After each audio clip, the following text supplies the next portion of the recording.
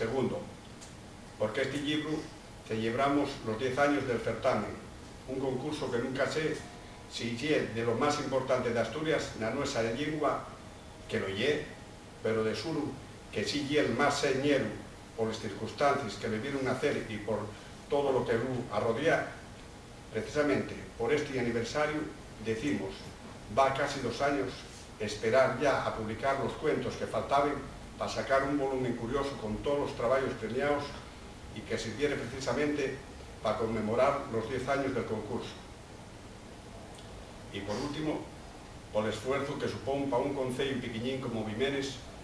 asolillar una obra tan curiosa como esta, de algo que, por otra parte, non iba a ser posible en sin la colaboración de Sebana Ediciones, cosa que agradezco a los responsables, especialmente a Xulio Visil Castañón, que desde el primer momento apostó por la idea y porque este libro fuera el primero publicado por la su editorial.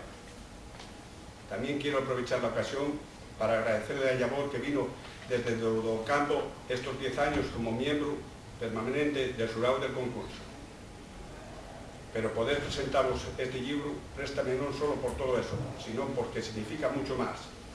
Y también una prueba más del trabajo que venimos haciendo en el Concello de Vimenes, con la normalización social de la nuestra lengua, desde que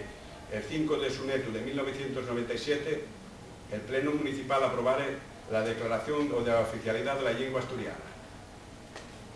En este tiempo venimos demostrando que aquella declaración no fue un papel mollado, que la oficialidad del asturiano es posible en sí sin generar ningún problema, igual que fue posible la de este libro que espero